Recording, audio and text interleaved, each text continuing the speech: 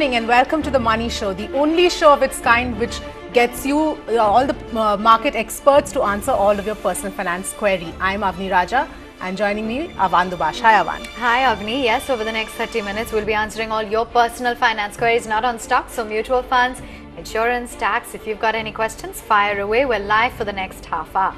Joining in to guide us through the next 30 minutes is Feroze Azeez. He's Deputy CEO, Anand Rathi, Private Wealth Management. Well, let's dive straight in then. The overhaul of the mutual fund categories, that is from that SEBI order dated 6th October 2017.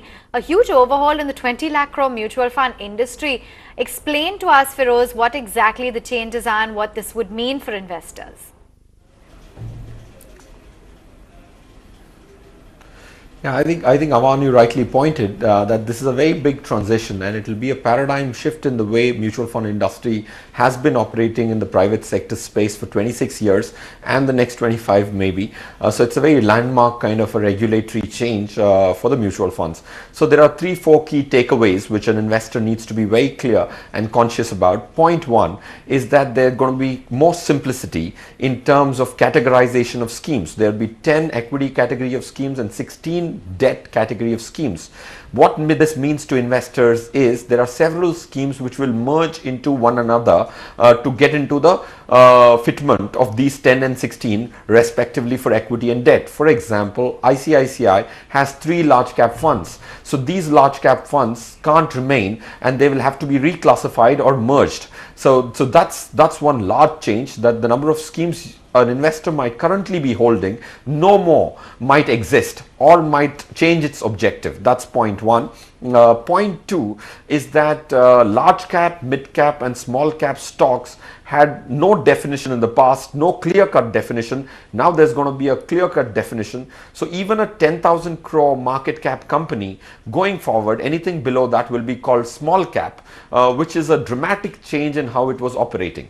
So the top 100 companies as per market cap in the country would be called large cap. The subsequent 150, that is 100 to 250th, will be called mid cap. Anything lesser than that, that's close to 7,000 stocks, would be categorized by fund managers as per regulation as small cap stock. This will mean a lot of flight of capital from one segment of the market to another because 250 stocks will be the large beneficiaries of mutual fund inflows. That's point two. If we move on, point three, there will be new benchmarks created starting April. All funds in the large cap category will measure themselves against one benchmark, which was not the case. All mid cap funds will have to measure themselves against one benchmark, which is a very good news for investors, because there used to be a lot of confusion and there were 8-9 different benchmarks which each of them were comparing themselves against. So these are the few changes. There are few more nitty-gritties, but I think these are primarily large changes which will make the industry simpler for a new investor, because today the investor community is just about 1.5 crore Indians invest in mutual funds. I think if the rest of them who are outside or find it too complex to come in, this will simplify their life. Feroze, in fact, I think this is perhaps much needed as far as the overhaul for the mutual fund industry is concerned, and especially with respect to the consolidation, because with so many schemes in all similar categories used to confuse investors quite a bit. But let's move on. We've got our first query coming in from S. Kumar, who sent us an email. He says, I've invested 40 lakhs in equity, that's 15 lakhs in shares and 25 lakhs in mutual funds. I do not plan to dip into these funds until 2032. Is this a good idea for wealth accumulation? Do you suggest any other means? Feroze, so an extremely long horizon there and also a good chunk of funds that he's already accumulated. What would be your advice for him? See, I think Mr. Kumar has partly got the strategy right. If you're a long-term investor, and as long-term as it could get, that's 15 odd years or more, then I think 14-15 years is long periods of time. So I think 25 lakhs in mutual fund is a very, very good strategy. The 15 lakhs in direct equity is what I'm circumspect about, and I suggest Mr. Kumar to converge that also into mutual fund, because holding periods of 15 years require active management of portfolios. So if you are not doing that as a full-time job, Mr. Kumar, then I would definitely want or recommend you to delegate this job of managing the other portion, which is the 30-40% of your money, which is 15 lakhs, also to the fund manager, because it's been seen when in our analysis that the kind of value in the long term a professional manager can bring in is enormous. So point one, Mr. Kumar, I think you should liquidate your 15 lakhs in stocks and move to mutual funds if you anyways have a path of 25 lakhs there. Point two, research throws up that the kind of alpha, the extra return as we call it in the layman terms, that you have extra return because of professional management, has been in the range of 4 to 5% every year over the indices which the fund manager is tracking. So that can create enormous value for you. That's point two. Point three, I think there are two sides of the coin when it comes to investment, risk and return. Return is not just the most important thing. When you have fund managers wanting to manage risk for you, which becomes a very important integral part of wealth management and money management, I think risk wise you will be significantly better if you delegated it to somebody who's doing it as a full-time job and has numerous analysts who are supporting him in terms of doing research in these hundreds of stocks, which is not humanly possible for a single person to do. So recommendation is put all your 40 lakhs in mutual funds and monitor them on a yearly basis. Stocks might need a monthly monitoring, which might not be a prudent thing to do for a person who has chosen some other profession as a full-time job.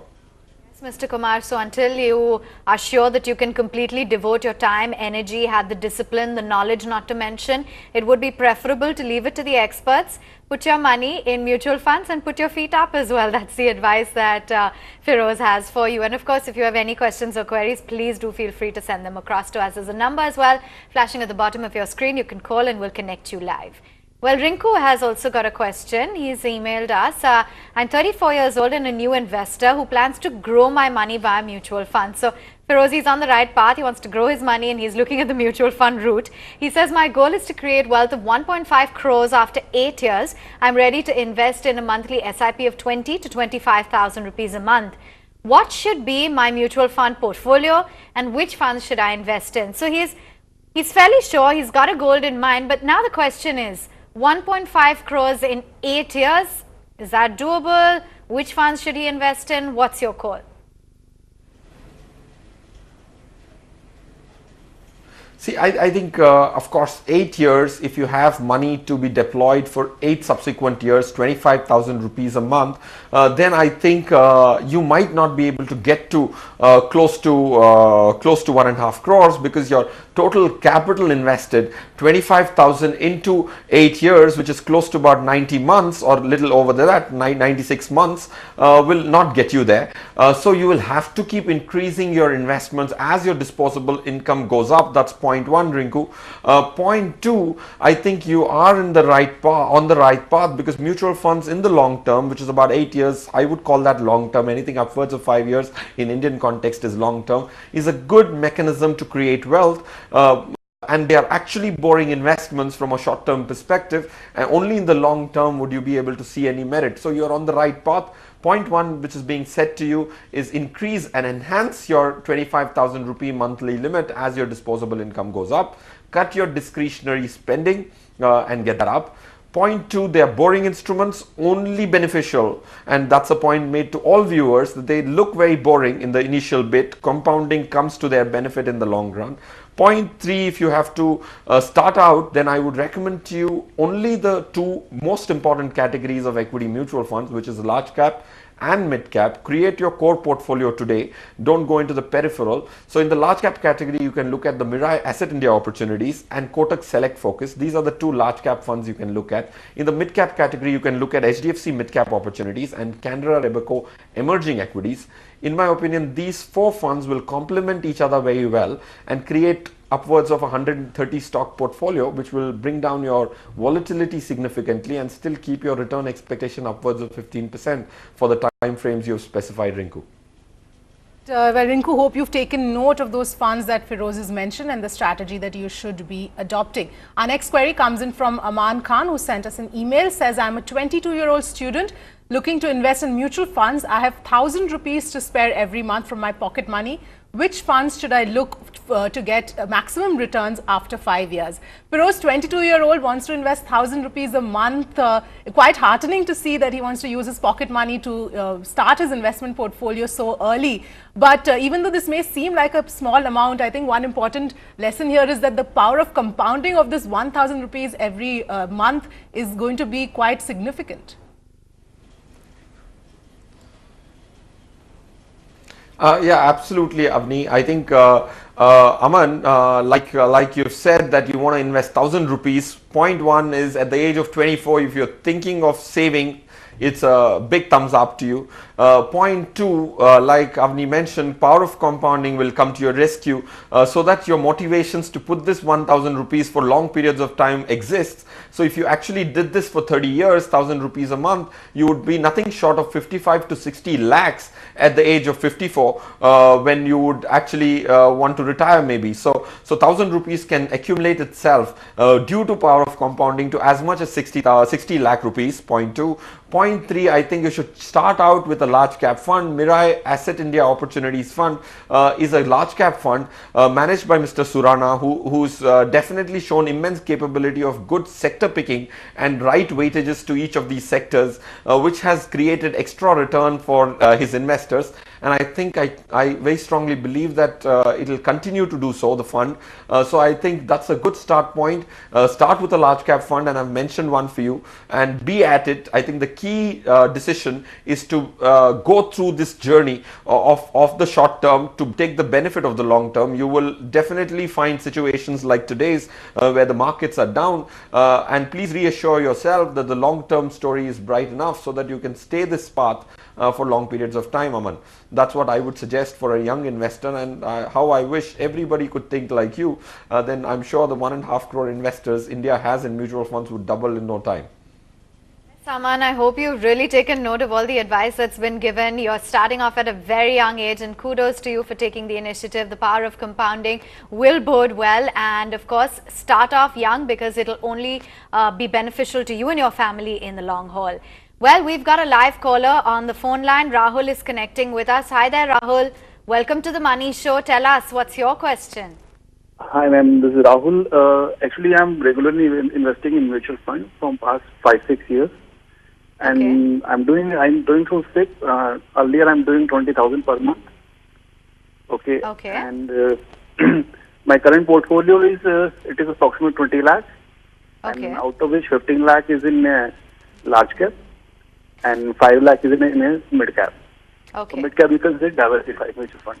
Okay. The large cap I have is Kotak Focus Select, and another one is ICICI Prudential Blue Chip Fund. I got ICICI Pru. Which was the other one? Kotak Select. Okay, Kotak. Got it. Yes. So Okay, you want and- Feroze's advice on these funds?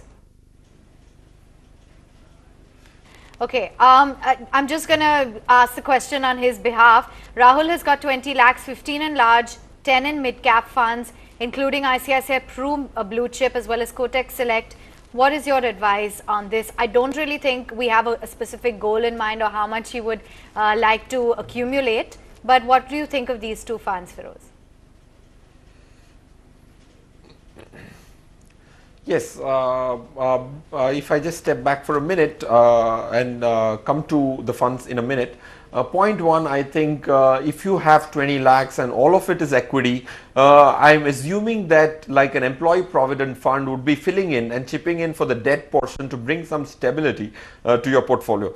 If it is not the case, then you need to have some portion of your savings also in debt, especially in an Indian context where interest rates are 5 times more than the US, for example. If you not take benefit of debt investments, at least for a little quantum, it might not be a very good strategy. I am assuming that there are other instruments which fill in for the stability objective to the portfolio. That's point one, Rahul.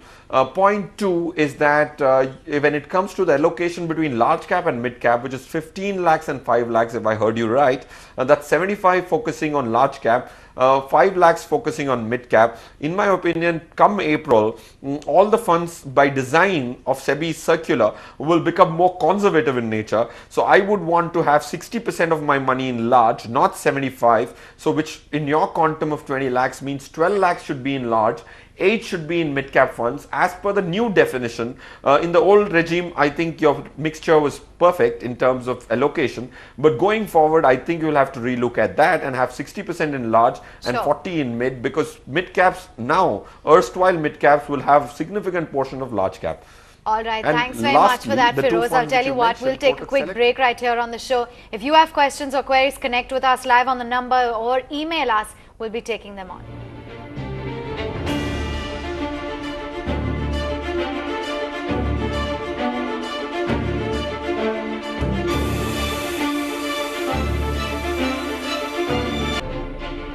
Welcome back. This is the Money Show. We're in conversation with Feroze Azeez and we're answering all your personal finance queries. Well, Feroze, we spoke about one of the important topics of the overhaul within the mutual fund industry. Let's also discuss another topic, the fixed maturity plans and indexation benefits. Run us through what exactly the meaning of this is and how it can help make the fixed maturity plans more attractive.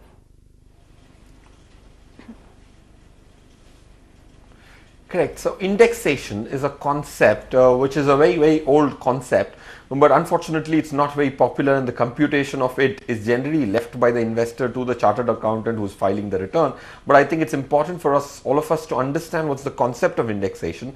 Indexation is what the income tax gives you a discount on your tax, income tax department, which is to the extent of the inflation.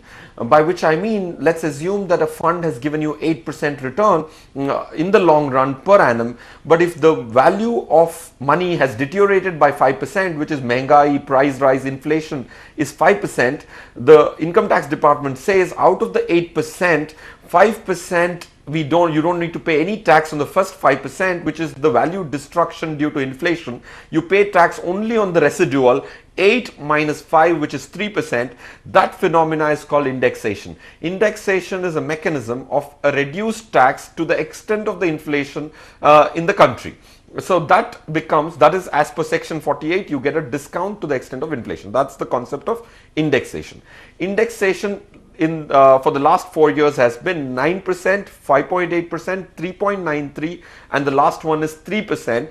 Of course, the inflation has reduced in the country, so brings down the benefit of indexation. But that's one benefit you can't miss out when you're filing taxes on your investments. So remember section 48, remember indexation, and that's applicable to every debt investments. And as Indians, we have heavy debt investments, and FMP, fixed maturity plans, are debt instruments, so they get the benefit of indexation, which brings down tax liability straight from 20% to as little as 7-8%, lesser than the equity long-term capital gain. So don't miss out on indexation. There are so many people I meet when I audit their return filing, they sometimes miss out on indexation. So I thought it was valid to highlight it to the viewers that this is one thing which is a free lunch you can't let go of. Absolutely. Well, that's as far as indexation benefits are concerned. Feroze, our next query comes from Mukesh Jindal, who says, how do I save tax other than ATC? I have invested 15 lakhs in PPF and LIC, please advise. Feroze, we don't have too many more details as far as what the rest of his portfolio is, but what would be your advice for him?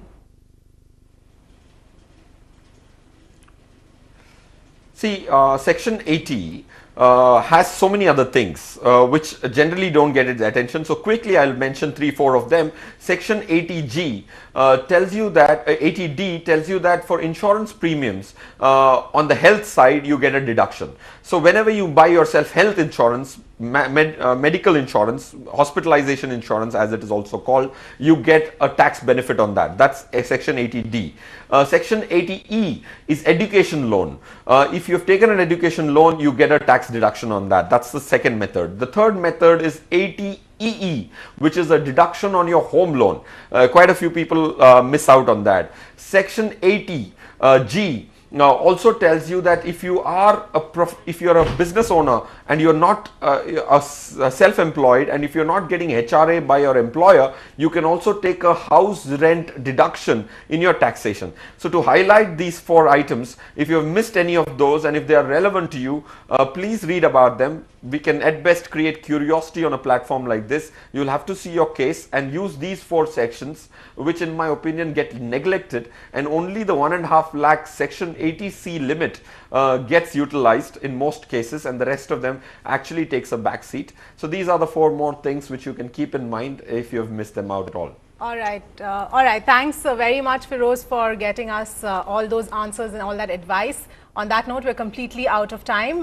Thanks so much for tuning in, and keep all your questions coming in. We will get all the answers for you on The Money Show. Thanks for watching.